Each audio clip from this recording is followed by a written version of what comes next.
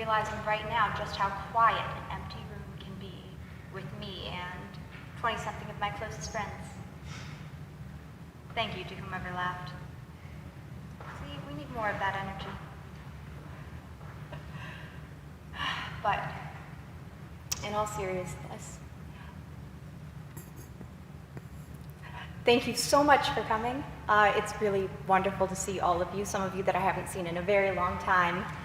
And for the past year, I think most of you know I have been studying and researching and analyzing and reading and singing and reading and singing and reading and writing sometimes. And now that my thesis work is finally done, this is the exciting part, and I get to share what I've been working on with you all. So if you've spoken with me at any point in the past several months, you've likely already heard me rhapsodizing about how Emily Dickinson's poetry predicted all of these interesting trends of literary modernism about 100 years in advance, and that her writing laid the foundation for a new generation of American art song.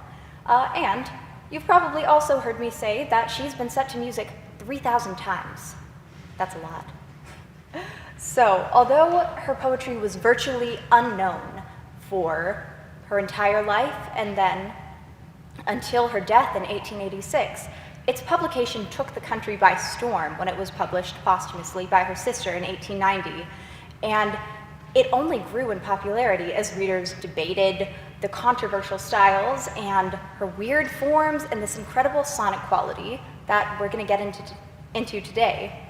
So these conflicting dialectical ideas and the search for meaning behind the riddles in her work, how her poems will often have these many-sided, prismatic meanings in which one poem, like My Life Had Stood a Loaded Gun, if you're familiar with it, has been read maybe 50 different ways, none of these views converging, but all possible to be read within the text between the lines. And so these poems with a meaning that we can project onto them that brings forth so many different ideas and can have so many ideas placed upon it has really become the playing field for composers to develop art into a new form. So today I'll be singing some art songs for you all. But first, let's learn more about the poet. So, Emily was born in 1830 to an upper middle class family and grew up in Amherst, Massachusetts, surrounded by currents of divisive American political conflicts leading up to the Civil War, as well as rising tides of the New England Christian revival. There's a lot to unpack there. But her life was colored by the conflict that she felt between her own deep spirituality and her skepticism of the strict Calvinist institutions and culture that gripped the Connecticut River Valley. So she feared this religious fanaticism, but she also had this intense love and connection to God. And this pops up in her letters often. In a letter to her cousin after the death of their father, she once said, "Let Emily sing to you because she cannot pray." And then, several years later, about 10 years into when she had been writing poetry, she would begin to call her poems hymns. And to her, it seemed that she blurred the boundary between both of these. In fact, one of the first accounts that we have of Emily Dickinson talking about her own poetry and her own process was a letter where she recounts being quite young, sitting in church, listening to the hymns, trying not to doze off. I am sure we have all been there. Not often. No, I've never fallen asleep in church. But she would write that she would sometimes sit in church and, if I can find the quote, she would listen to the tunes and compose new words to set them to. And she would often write these about her dear friend and later sister-in-law and close partner, Susan Dickinson, who married her brother. But, pardon me, I'm realizing my vision is not as good as I thought it was. Is anyone good with stand-up? How about sleight of hand, magic?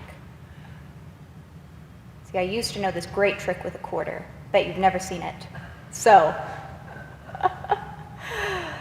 Now, getting back to Dickinson and her life story, which is really what I care to discuss today, she was well educated, and she was this voracious reader, and she was curious about many things. Like she excelled in the math and science courses that she took at the Mount Holyoke Female Seminary, which would later become part of Mount Holyoke as we know it now. And so, although she had the access to a lot of knowledge, and she had this vast library belonging to her father in the homestead, the house in which she grew up, she did not have a lot of avenue in which to express this. Really, her family was not too thrilled with her incessant reading. And when she first began to write poetry, it was done in secret, on the backs of envelopes, on torn scraps of paper, and on yesterday's shopping lists from the kitchen. Poetry, which certainly could not be as useful as prose, essays, scripture, was even seen as a sin by her own father, Edward Dickinson, and this caused great conflict during his life. But when as a young adult, she was confined by these several bouts of illness, mainly heart problems and sometimes vision problems that we know of, and when she was limited by the social mores that prevented her from continuing to go to school and work the way some of her male classmates may have, her creative mind was instead nurtured by her poetry, her letters to her friends, her connections to nature, and her music, which she played on the piano, sung in church, and heard in concerts. And so, in 1862, Emily Dickinson took a risk and sent a letter to Thomas Wentworth Higginson, a politician, a Unitarian minister, an abolitionist, and an editor who wrote for the Atlantic Monthly. She knew his work well, as she'd been reading it for several years, and so she wrote a letter to introduce herself, and in the envelope, she included 2 of her poems, asking him if he could tell her if her verse was alive, if it breathed. She asked because the soul was so near itself that she could not tell, but she wanted to have some kind of verification that the art she was creating was the art that she believed it to be. Now, readers today, and all of you who showed up here, know that that's the case. But before her verse lived on with us, Higginson was intrigued. And though he took pause at these stylistic choices of dashes and weird punctuation and unconventional rhymes and line breaks, he felt so drawn to her work that he had to learn more. And he would later, over the next several years, become her primary mentor and editor, and after her death, he would be the person responsible for publication of her poems. So when he wrote back this very first letter that he ever sent to her, he asked her to tell him more about herself, her inspirations, who she was reading, and how she had come to write like this.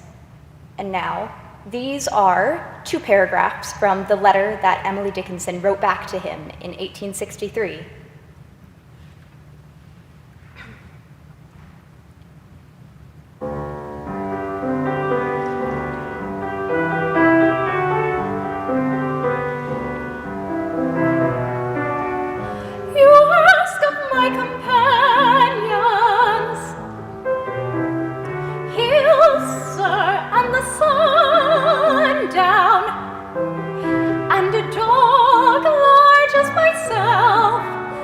My father bought me. They are better than beings because they know, but do not tell.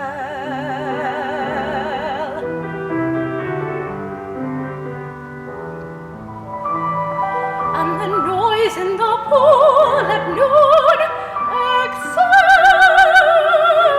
my piano.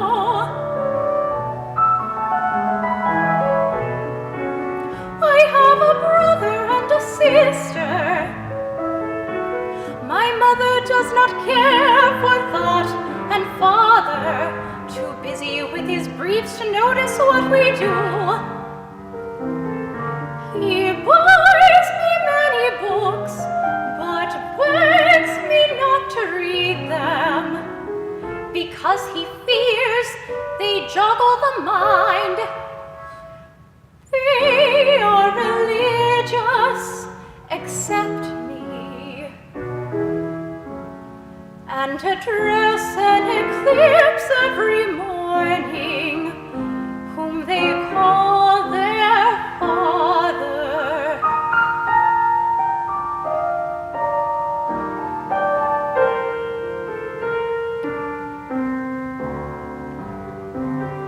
But I fear my story fatigues you. I would like to learn. Could you tell me how to grow?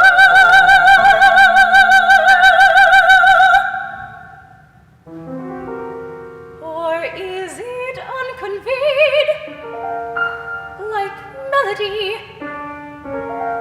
or witchcraft?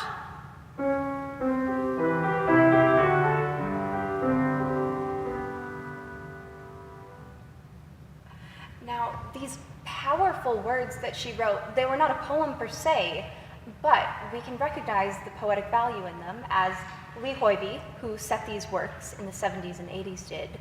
And these intertwined arts of letter writing and poetry within her work came nearly 50 years before the start of prose poetry's popularity. And yet, there is something in this that we can recognize that's quite similar to how we read her poetry today, with its frequent dashes. You may notice that there were numerous piano interludes. Some of these were actually placed to line up with the dashes that she wrote in her original letter. So, for example, my mother does not care for, quotation marks, thought. And all of these little turns of phrase that could be taken just the way that she wants us to, if we had read them with none of these punctuations, with, just the standard commas, periods. But as we take them, reading in the way that she structured them to be read, we're forced to take on this very specific rhythm. And this rhythm is something which comes forward in how composers adapt her, as well as how they perceive her works. So, to quote one composer, Richard Hoyt, Emily Dickinson's poems have so much music in them that it's hard to refrain from adding a few notes in way of a frame. I am continually drawn back to her poetry. And plenty of other composers have lots of these quotes like this, because it seems that her work is already held within a musical structure, even when you're just reading it silently to yourself on the page. And we can trace this to the way that her poetry started, with the hymn. So, a hymn is commonly in hymn form or a ballad meter. We'll have these alternating lines of 6 and 4 syllables. So we all know Amazing Grace, right? Amazing grace, how sweet the sound. There's our group of 8. That saved a wretch like me. Goodness, I still know how to count after being an English major for many years. It's nice to have these things. One day I'll relearn multiplication. But in this, Emily Dickinson took that hymn form as her first playground for composition, and these were where she placed her words. So most of her early works, they follow the hymn form, and she describes the way that the music she heard in church described how she came to view music and poetry. In her poem, I've Heard an Organ Talk Sometimes.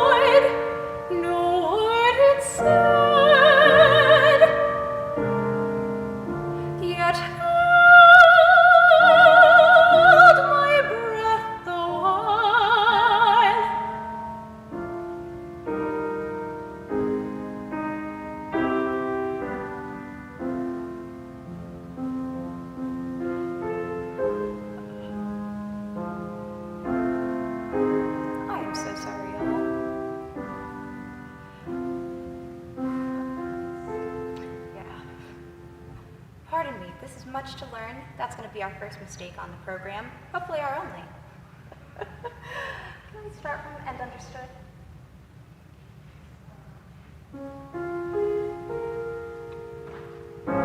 And understood, no word it said, yet held my breath the while.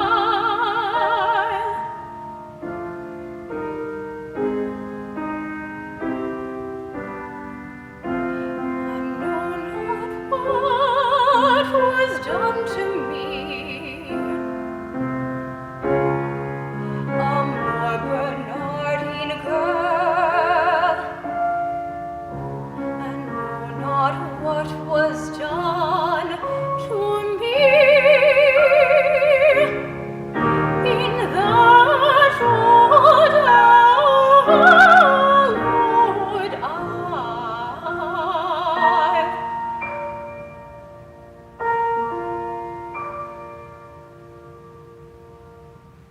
So, the way that Dickinson writes about her music, we get this amazing sense that through the blending of forms and through her accounts of how she hears music, that she does not see these boundaries that we place artificially between where poetry stops and where music starts, or vice versa. And so, let's see if I can find it.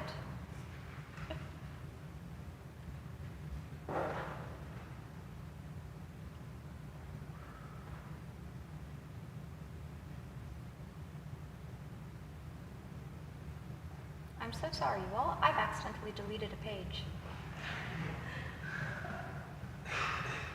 All right, now we're really winging it, but this is going to be the fun part. So, to backtrack, Dickinson was very well acquainted and well trained in music. She had taken piano lessons since she was quite small. One of the earliest letters that describes her interaction with music was when she was 2 years old. She visited her Aunt Lavinia, and Lavinia was so overjoyed by how this toddler was interacting with the piano, because she would sit down and play and experiment, and then try to make a pattern and recreate it, and then put it in a new order. And so Lavinia, writing fondly to her brother, Dickinson's father, she said, she calls it the music, and she wants to do music all the time. And, going from there, Dickinson actually became incredibly well-trained for her time. So it would have been common for a girl in an upper middle class or middle class household to take music lessons. They all did. Most of them would play piano, some of them would sing, but this was a pretty common way to catch a husband, to make yourself more desirable for being married off, and just to have a nice hobby too. But that's not what we focus on as much. And so Dickinson surpassed this level quite strongly, and she actually became the accompanist for her choirs, multiple, at Mount Holyoke. She came to be partially in the leadership of the hymn group, which she sang with throughout her time when she was in Amherst, up until she was 20, living at home. And then this music became a comfort to her. And a lot of her improvisations and her rhythmic schemes within her poetry are actually musical devices. So we'll occasionally find these brilliant tidbits where her poems break the meter and she puts a dash somewhere that it has no right to be grammatically, and then you'll realize that she's inserting a hemiola. Or, in the case of other poems, we'll see that she is actually composing a descant on top of a previously known rhythm. So, writing with hymn form parodia, adding new words to an old, well-known melody, she would reference these hymns that the reader would already have in their mind, or that she already had in hers. And so, in contrast to the styling of Isaac Watts, who was a great influence on both Emily Dickinson, the Christian Revival, and I can guarantee Isaac Watts is on at least 30 or 40 pages of the Baptist hymnals that you'll see in your pews. What she did is she took his style of the hymn as a way to describe the relationship between the congregation and God as this unified expression of what it means to be a worshiper and what it means to worship and how we worship collectively in organized unison within music. And she took this same form and brought it down to this microcosmic scale of how she herself relates to God, how she relates to epistemological ideas of our own belief. And she even used these hymns to rearrange and take on her own opinions and her own experiences within church to describe them. So some of these poems about the speaker-God relationship or the Emily-God relationship were pretty sacrilegious for their time. However, the current that runs through, the current which runs through is that she is so invested in personal belief and seeing these little pieces of God in everything in the world in a pretty Spinozaist fashion. One of you knows Spinoza, I know that. Hopefully two. You sat up so straight there. I know you read him. But she takes this view that's really very similar to in Song of Myself, when Walt Whitman describes how God has dropped little letters everywhere for her to see. For Emily to see at this point, but I'm certain that Walt used different pronouns. But these little letters dropped everywhere in the leaves of trees scattered across the street.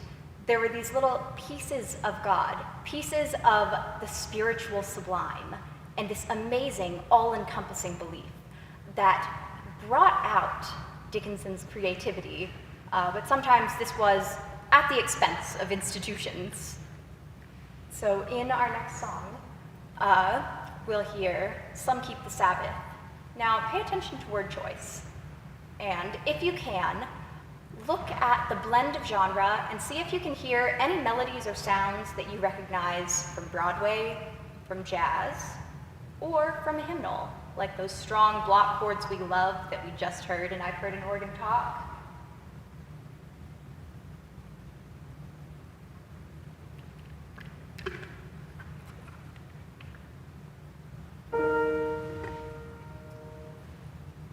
Some keep the Sabbath, going to church. I keep it, staying at home, with a bobolink or a chorister, and an orchard for a dome. Some keep the Sabbath in surplice. I just wear my wings, and instead of tolling the bell for church, our little sexton sings. God preaches, a noted clergyman, and the sermon is never long. So instead of getting to heaven at last, I'm going all alone.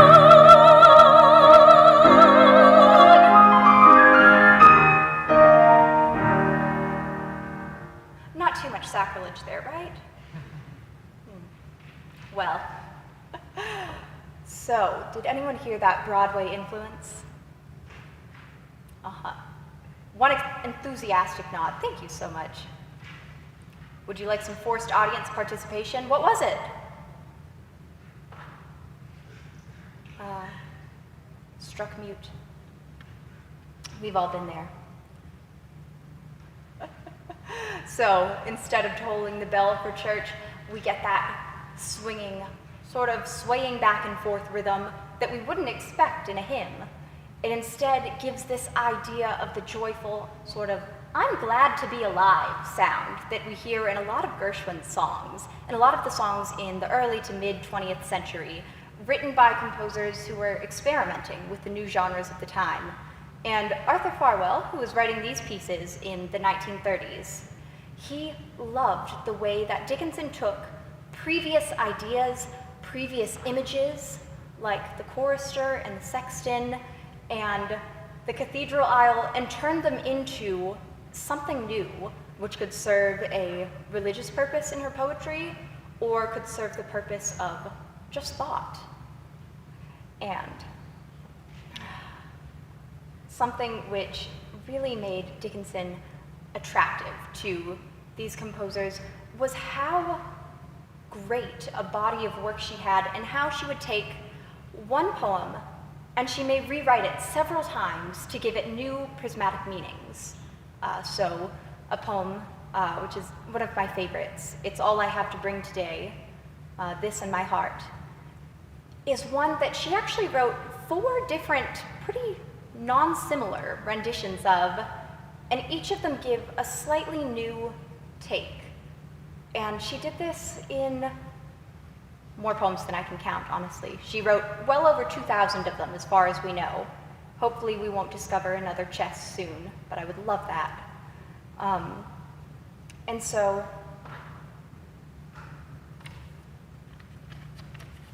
pardon me, I've lost my train. So often what she did is she would take these images that already existed in literature of the time.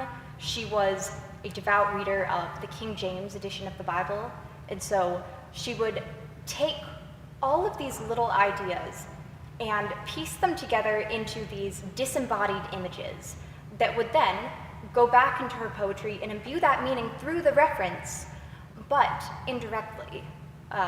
One of my favorite poems of hers, which has not been set to music as far as I can find, but which was in a letter to Susan, whom some thought was her lover, many historians actually, though we don't have substantive proof. This is one of those mysteries that we'll keep on talking about as long as we talk about Dickinson. But in this one poem, she takes the image of doubting Thomas and the way that he must feel the hole in Jesus' hand in order to understand the resurrection, and she writes the line, "Where my hands are cut, her fingers will be found." And this is such a profound expression of faith, but faith in her love, and yet it does not take away from how she feels about the scripture. It instead adds a new dimension to the scripture, which she takes on. However, some of her poems are much more heavy, is all I have to say, because these divergent ideas were not well accepted. Her family was not entirely pleased, although her brother Austin was a pretty strong ally in Emily Dickinson's commitment to not commit to every new religion brought by a traveling minister approximately every 2 months. Imagine getting baptized every 2 months. But in one poem, Why Did They Shut Me Out of Heaven, which is perhaps the most well-known poem set to music by Copeland, she expresses this strong, passionate anger, disappointment, and empathy. And you wouldn't think that these can go together so well, but listen for the disembodied images which do not paint a full picture, but give you these flashes of images and flashes of meaning. What do we think they are?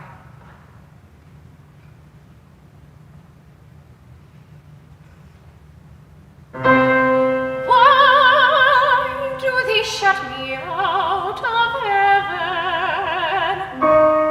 Did I sing too loud? But I can sing a little minor, timid as a bird. Wouldn't the angels try me just once more? Just see if I trouble them. But don't shut the door,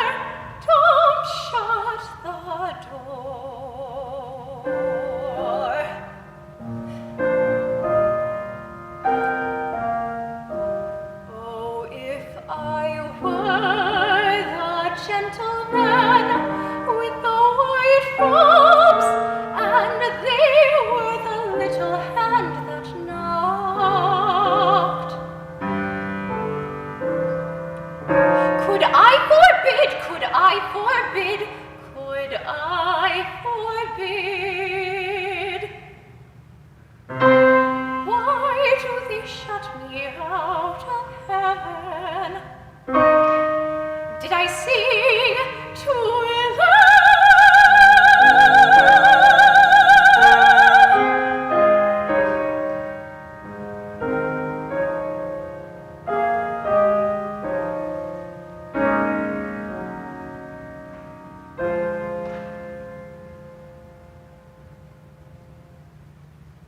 So, the first soprano who debuted these works alongside Copeland playing piano, she said that on the nights when she sang these works best, she felt that Dickinson was speaking through her and that she could hear Emily's voice. And there's this deep personal connection that I found time and time again through my research where people are just struck with a Dickinson mania. This is a term that I'm personally coining. I'll require a citation for that. But Aaron Copeland, he set out to write one poem into a song by Dickinson. And so he started out with what we now know as The Chariot, number 12 in the 12 Dickinson songs. And this was Because I Could Not Stop for Death, He Kindly Stopped for Me. One of my favorites. Another, which follows actually the same rhythmic scheme and has similar structuring to Amazing Grace. But in these, he wrote this one poem, and then he felt like he wasn't done. So in his memoirs, he wrote how he was sort of struck with this feeling that he needed to keep going, because all of Emily Dickinson's poems are rather short, and all of them approach the same subject many different times, with different meanings applied to them, and with different perspectives and viewpoints, so that it's all a jumbled mess until you get into it, and then you find these meanings and piece them together for yourself. Many of the critical readings of Dickinson throughout the 20th century described this idea that we were trying to find the one true meaning. And this is, unfortunately for them, a fruitless task, because there is no one true meaning that we can discern. But the way that we place meanings upon them can become a framework for, well, anything you set your mind to.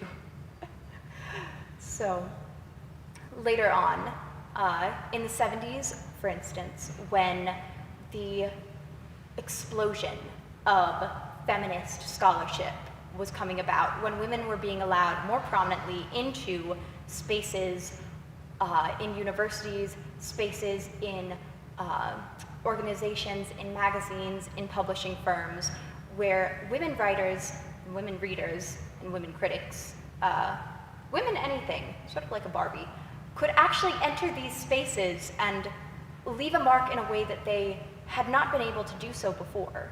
And so although there are lots of these composers who set one song by Dickinson and then were struck by this madness that they just needed to write 30 more or 40 more, or in the case of Ernst Bacon, 70 more.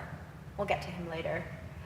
Some of these people, specifically the male composers, who far, far outnumbered their female counterparts until the late 70s, they would describe Dickinson in a way that removed them, removed her poetry from the self, although they felt, that they were personally bonded. To give you some quotes here that are some of my favorites. Arthur Farwell said that, "It is Emily Dickinson's voice who best explains my own music." And he held for all of his life, primarily the last 30 years when he was working with her, working with her spirit, as he described it, that she was his favorite poet, and that he would continue to read and read and reread her poems because he got something new each time.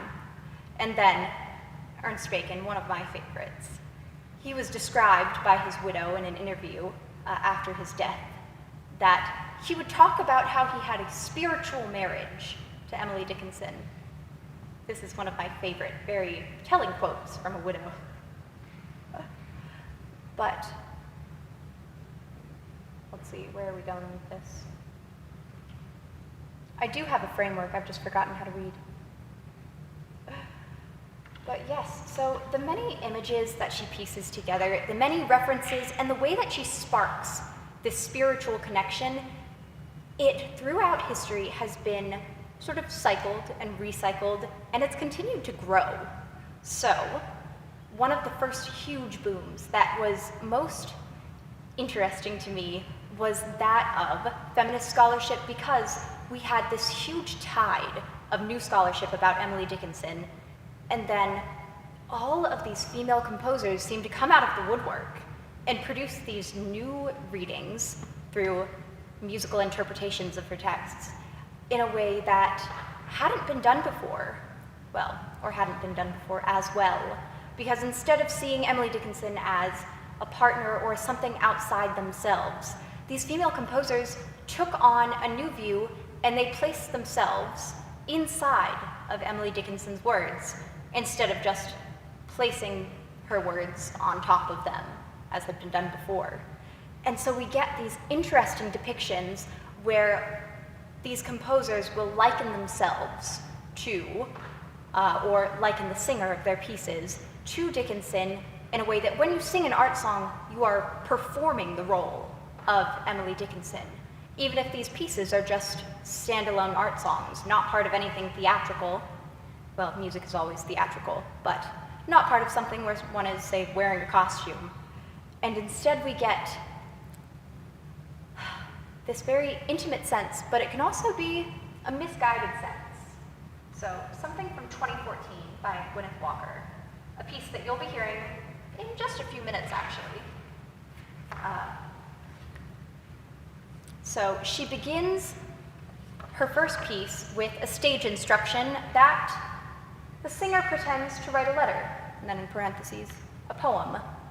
And at the end of this piece, the singer is then instructed in stage directions to scatter her pages into the wind once she has sung her final note. And there's more of these. In some, she hides a note away in her pocket, and in the end of the final song, yes, so the final song, we begin to write another letter, as in song number 1, the composer notes. And then the singer takes the letter and raises hand skyward in appreciation of nature's gentle gifts.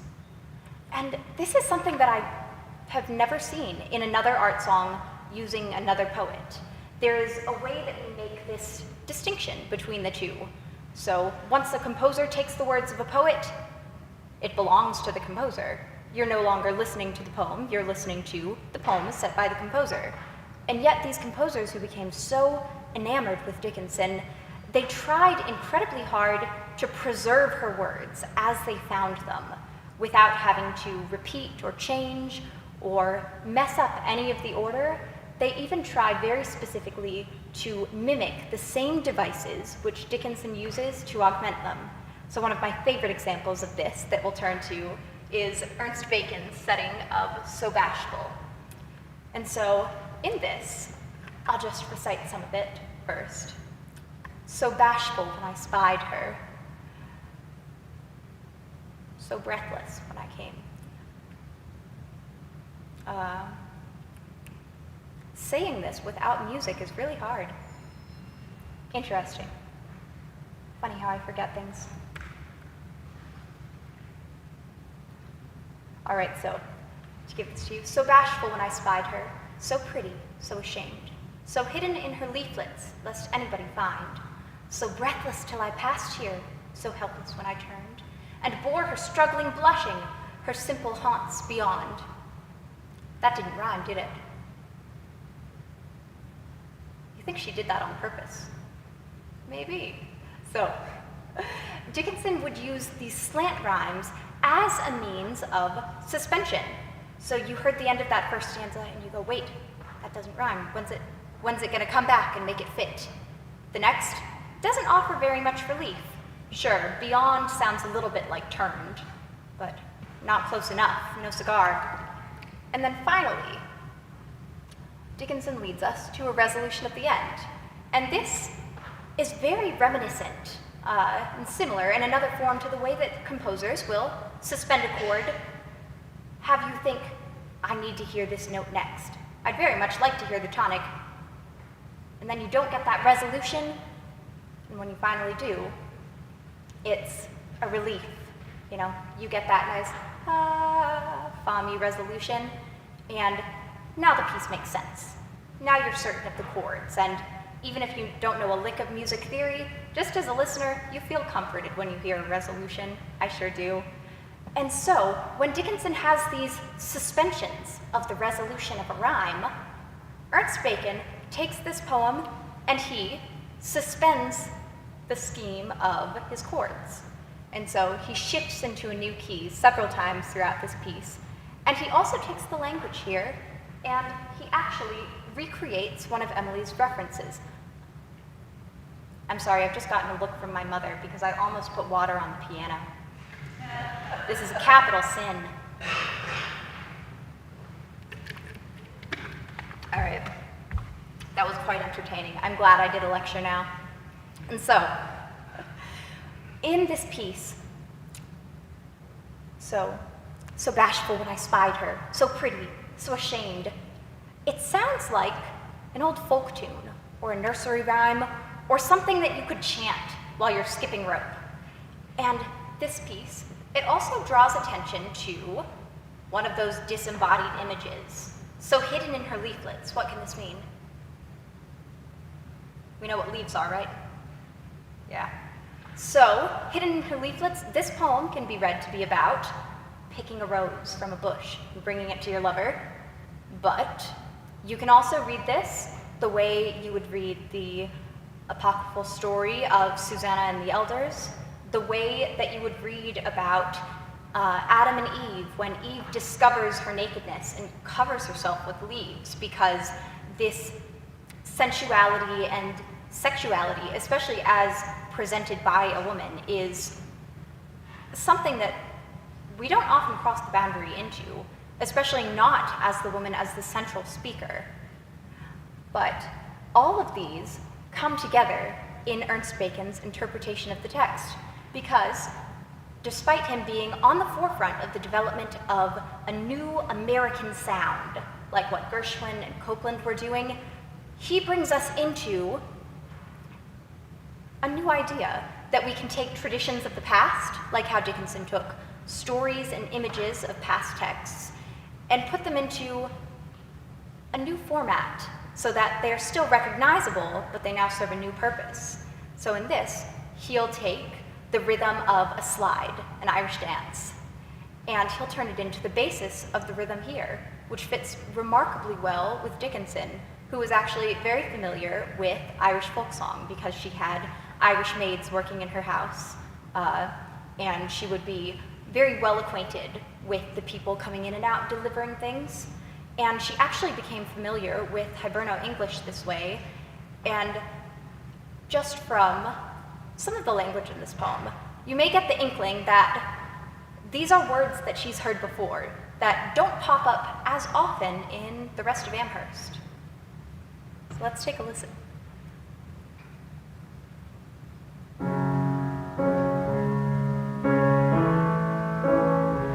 So bashful when I spied her, so pretty, so ashamed, so hidden in her leaflets, lest anybody find, so breathless till I passed here, so helpless when I turned. And bore her struggling, blushing, her simple hearts beyond. For whom I robbed the tingle, for whom betrayed the dead, many will doubtless ask me, but I shall never tell.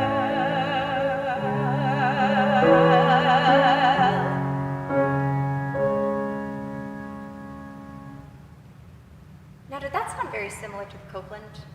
The Why Did They Shut Me Out of Heaven? or I've heard an organ talk sometimes. It's not very similar to me, and yet they both draw so strongly from the cues that Dickinson herself gave them. That orthography of Dickinson's why dash, do they shut me out of capital H heaven? Did I dash sing dash too loud? And these things that composers will take cues from so strongly to shape their own work while they superimpose their own over it. There's a tendency for composers to try as hard as they can to preserve what Dickinson herself was doing. And then,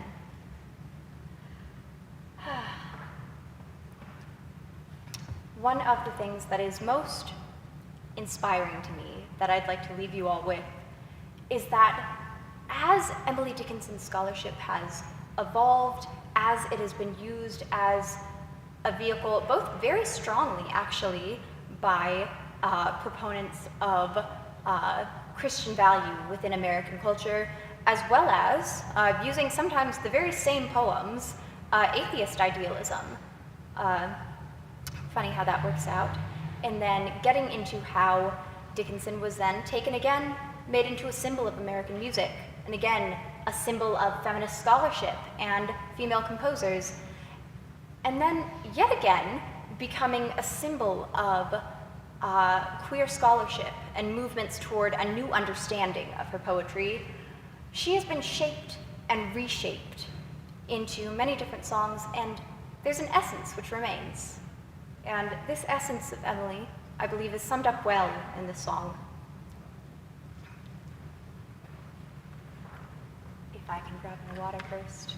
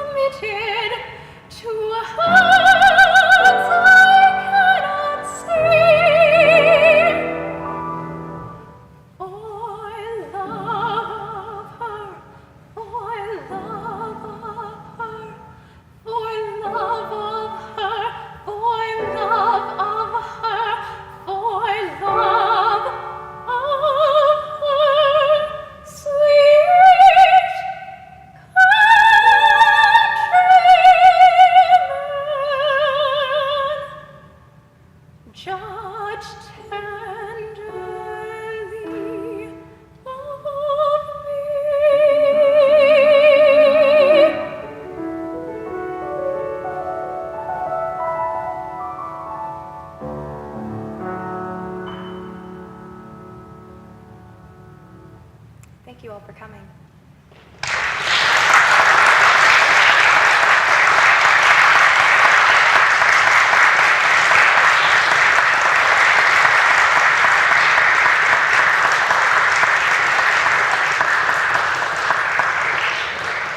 So there's a, say, somewhat short highlights reel of everything that went into my thesis.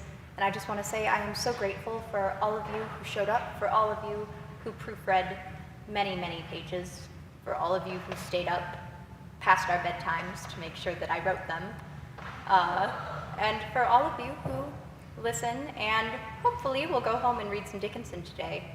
Thank you.